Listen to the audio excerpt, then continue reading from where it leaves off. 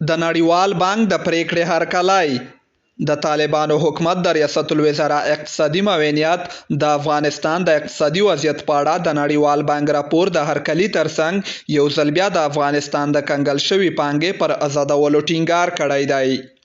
د طالبانو حکومت اقتصادي معاونیت په یوې اعلامیې کې ویلي که چیرې یا د پانګه آزاده شي د افغانستان اقتصادي وضعیت به نور هم ښه او بار به یې د نړیوالې ټولنې له اوږو سپک شي.